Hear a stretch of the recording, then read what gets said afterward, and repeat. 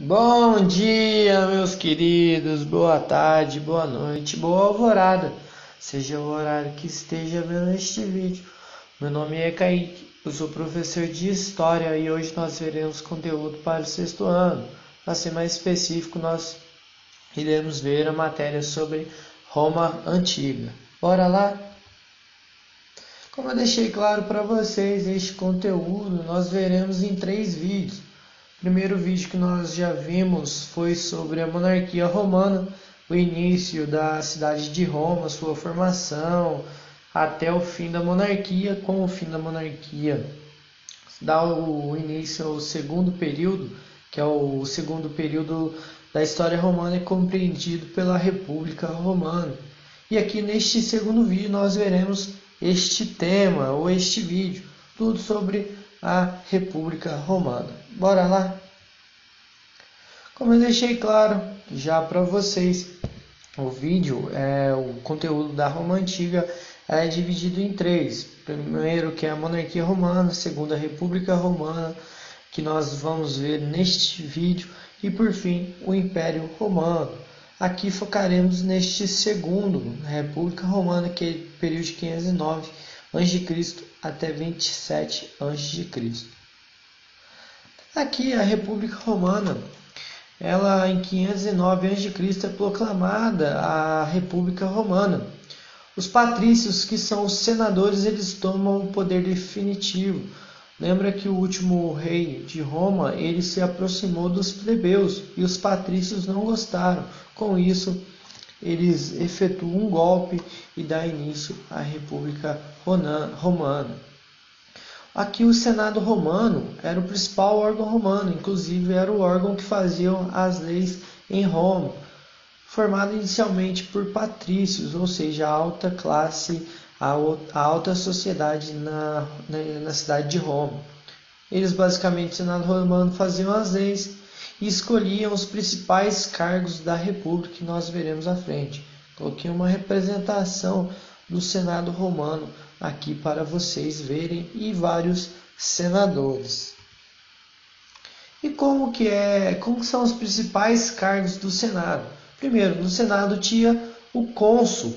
O cônsul é o principal cargo. São líderes militares e executivas em suas mãos. Inclusive, são 2 cônsules eleitos anualmente. Então, os senadores, eles votam entre eles para o cargo de 2 cônsules. Então, aqui no Senado Romano é o mais alto grau, o mais alto cargo, inclusive o principal cargo dentro do Senado Romano. Logo abaixo nós temos o pretor, que é responsável pela justiça, inclusive tem algumas funções militares. Abaixo do pretor nós temos o questor, que ele é responsável pelas finanças da cidade. Também tem os cobradores de impostos, que aqui eles não eram muito bem vistos pela sociedade, que eles eram atribuídos à cobrança de impostos entre a sociedade romana.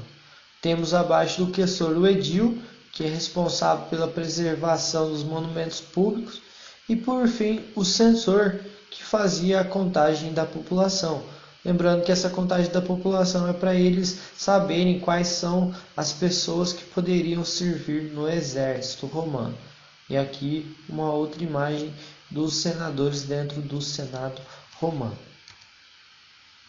Coloquei para vocês também a ilustração da representação do Senado Romano. Aqui sentados 2 cônsules, lembrando que é o mais alto cargo dentro do Senado Romano, e os vários senadores. Suponhamos que eles estejam discutindo alguma proposta de lei ou algo do tipo. Logo do lado deles são 2 soldados. E quais são as revoltas e conquistas dos plebeus? Lembrando que os plebeus, eles eram livres, porém não considerados cidadãos, e viviam abaixo dos patrícios. Os plebeus, eles tinham poucos direitos e muitos deveres, inclusive pagavam impostos e tinham o serviço militar obrigatório. Deixam de pagar impostos e prestar o serviço militar obrigatório. Com isso, os patrícios, eles cederam algumas exigências dos plebeus. Aqui eu coloquei um casal de plebeus para vocês. E quais são as conquistas dos plebeus? Primeiro, criação de um tribunal dos plebeus, que eles poderiam vetar uma lei feita pelo Senado, ou seja, eles podem acabar com uma determinada lei votada pelos senadores. 2. A lei das 12 tábuas, ou seja, o primeiro código de leis escritas de Roma. Ao momento que as leis são escritas, não tem como modificá-las, apenas se tiver o consenso de todos os senadores. Outra questão, a lei Canuleia, que permitiu o casamento entre patrícios e plebeus. A lei Lucínia, que é o fim da escravidão por dívidas em Roma. A partir dessa lei não haverá mais escravidão por dívidas, apenas por guerras. Em 300 a.C., os plebeus eles conseguem o direito de votar e serem votados. E aqui eles têm igualdade política e jurídica entre os patrícios.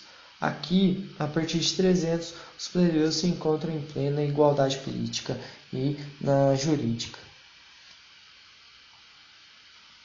Qual que foi a expansão territorial romana, ou seja, as conquistas? O primeiro passo de Roma foi conquistar a Península Itálica. Voltando aqui ao mapa, vocês podem reparar que Roma é este amarelinho onde está passando o meu cursor do mouse. Ela deu início aqui, foi conquistando territórios ao lado. E o primeiro passo em 330 a.C. foi conquistar toda a península, território onde que ela estava em volta. A grande rival sua era Cartago. Cartago ficava ao norte da África, controlava o mar Mediterrâneo, inclusive surge a disputa contra a Roma econômica. Aqui em todo este verde são os territórios da cidade de Cartago, e em vermelho é o território da Itália. A expansão territorial romana ela se dá pelas guerras púnicas, que 246 a.C. até 146 a.C., Roma entrou em guerra contra Cartago. A causa dessa guerra foi a disputa pelo mar Mediterrâneo. Eles queriam a hegemonia naquele território. E houve 3 guerras púnicas em 100 anos, e todas as 3 foram de vitórias romanas. Há uma lenda que circula que os romanos jogaram sal no solo de Cartago quando destruíram a cidade para que não crescesse mais nada. Roma, a partir de então, controla o mar Mediterrâneo, e os romanos, inclusive, dizem Mare Nostrum, que significa de latim o mar é nosso. Outras conquistas dos romanos foi a Gália, Bretanha, Península Ibérica, Grécia, Macedônia, Palestina, Síria, Líbano, Nordeste da África, dentre outras. Aqui, o exército romano, que foi responsável por essas inúmeras vitórias de expansão territorial.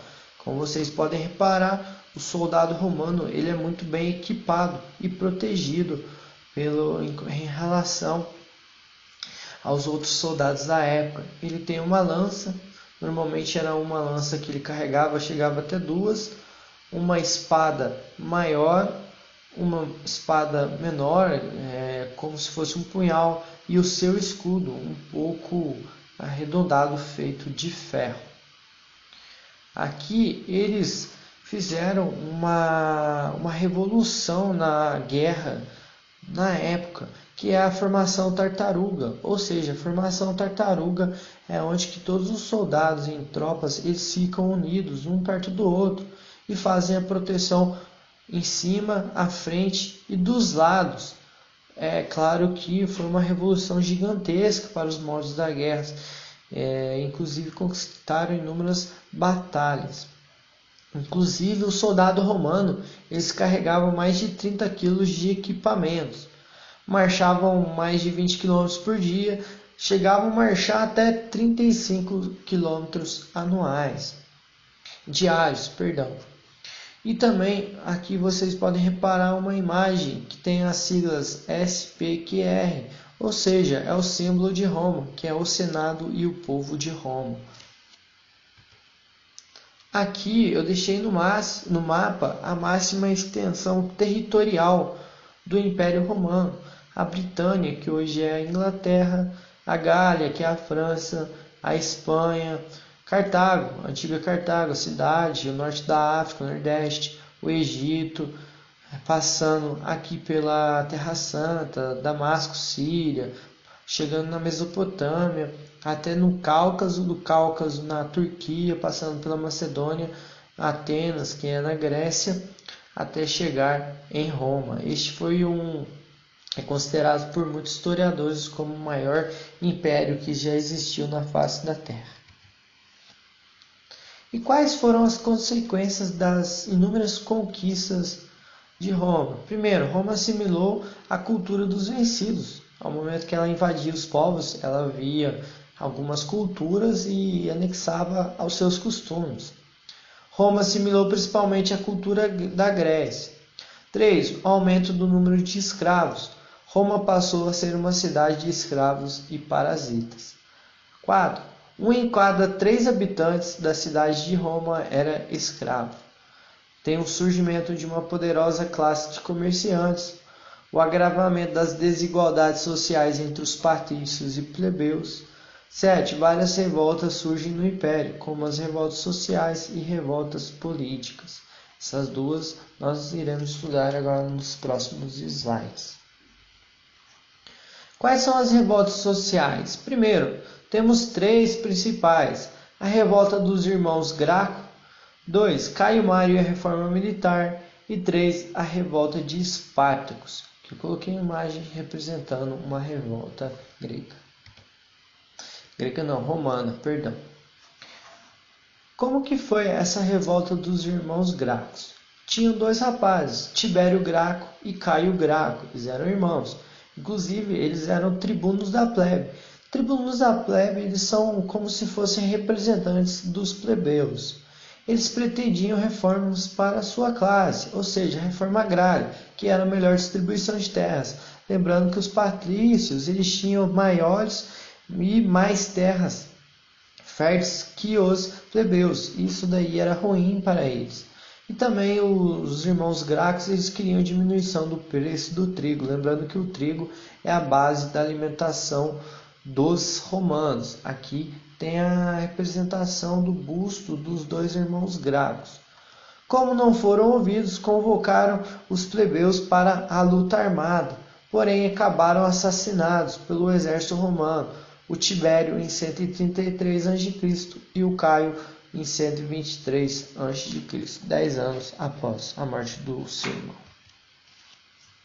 Como que vai ser a segunda revolta social? Vai ser de Caio Mário e a sua reforma militar. Caio Mário, em 107 a.C., ele era um general romano, torna-se cônsul e o único sem a aprovação do Senado. Lembrando que cônsul era o mais alto cargo do Senado romano e tinha 2, porém ele foi eleito sem a aprovação do Senado e era o único cônsul. O Senado começa a perder poder para o exército romano e ele vai implantar uma reforma.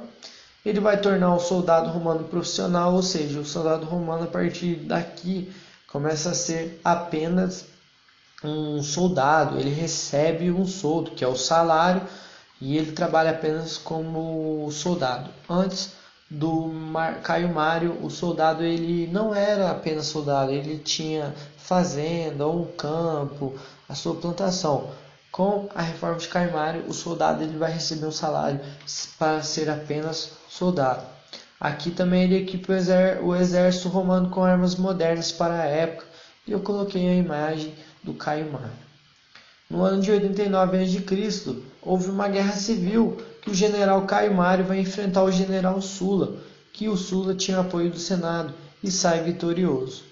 A ditadura de Sulla tem um governo marcado por perseguições, torturas, mortes. Em 79 a.C., ele renuncia porque já estava velho.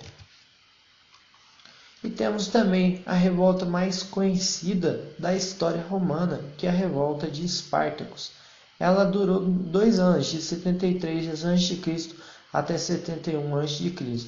Foi a revolta mais importante de escravos ocorrida na cidade de Roma. Chegou a abalar as estruturas romanas. Os escravos estavam insatisfeitos com suas posições sociais. Lembrando que os escravos eles sofriam muito na mão dos patrícios e dos plebeus.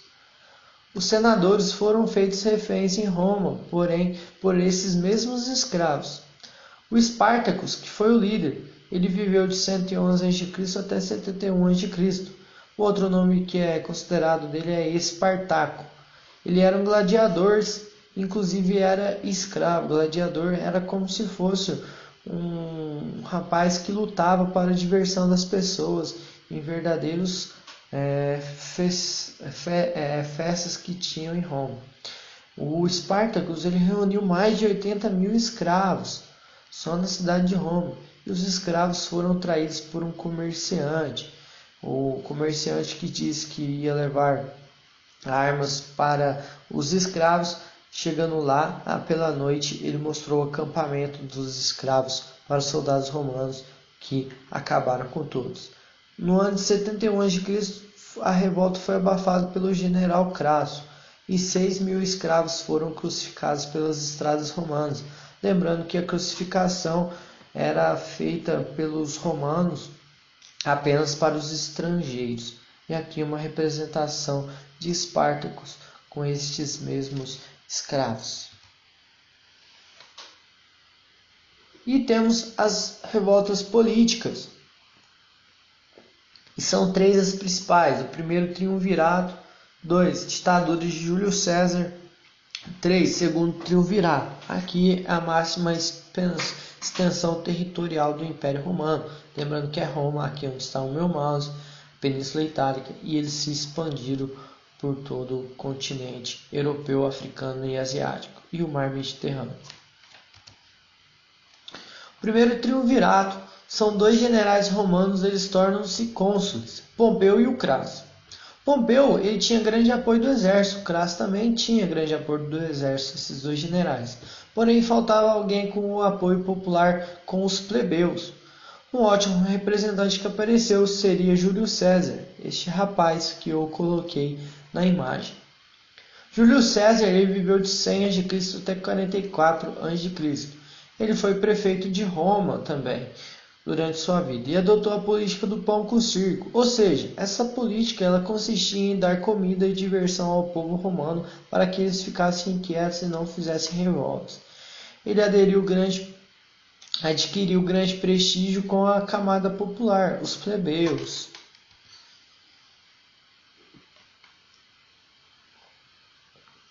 E aí com isso surge o primeiro triunvirato, que foi em 60 a.C., a união do Pompeu, do Crasso e do Júlio César. Eles fizeram uma aliança entre si, que esta mesma aliança foi conhecida como primeiro triunvirato. É a ditadura coletiva dos 3. Como vocês podem reparar, aqui o busto do Pompeu, Júlio César e Crasso. O Júlio César conquistou a Gália, que é a atual França. E a partir disso, Júlio César cresceu mais politicamente e militarmente que os outros. No ano de 54 a.C., Crasso morreu ao abafar uma revolta na Pérsia, que era o território romano na Ásia. O poder passa a ser disputado entre Pompeu e Júlio César. Pompeu, aproveitando a ausência de César em Roma, com o apoio do Senado, executa um golpe. Este golpe que excluía Júlio César da política. Júlio César resolve atacar a cidade de Roma com suas tropas, e inclusive teria dito, Alea jacta est, ou seja, a sorte está lançada.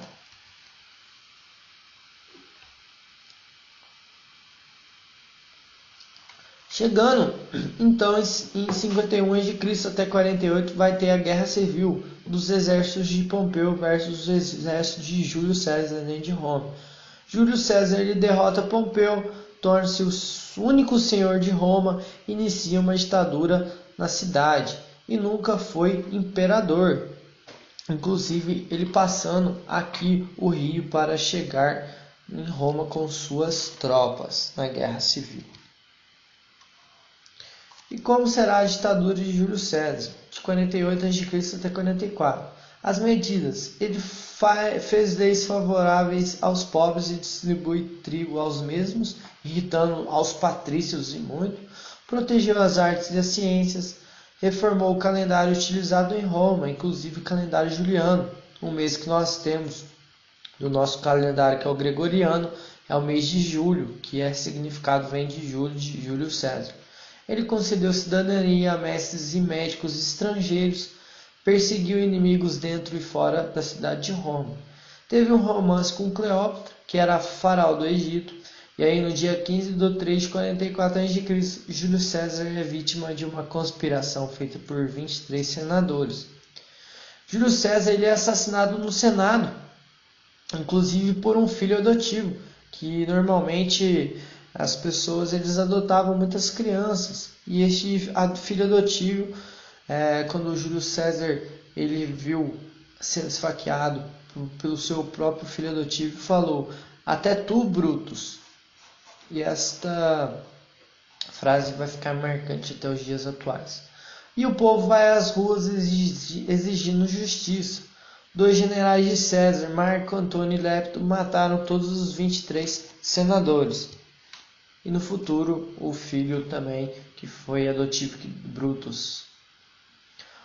Segundo o triunvirato, ele vai começar em 43 a.C. Testamento de Júlio César, o Otávio, que era seu sobrinho, deveria ser o seu sucessor.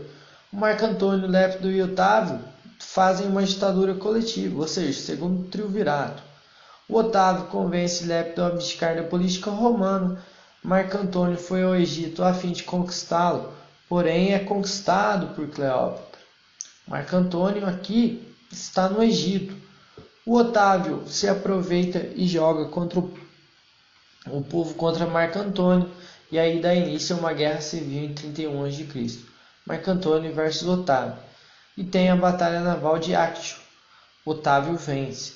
Otávio conquista o Egito em 30 a.C. e se torna o único senhor de Roma.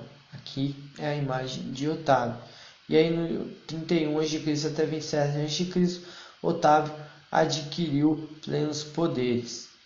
E no ano de 27 a.C., Otávio torna-se o primeiro imperador de Roma.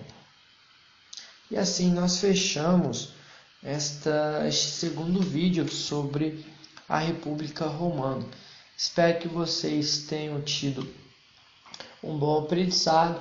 Qualquer pergunta eu estarei à disposição e revejam o vídeo quantas vezes quiser. Até o próximo vídeo. Tchau!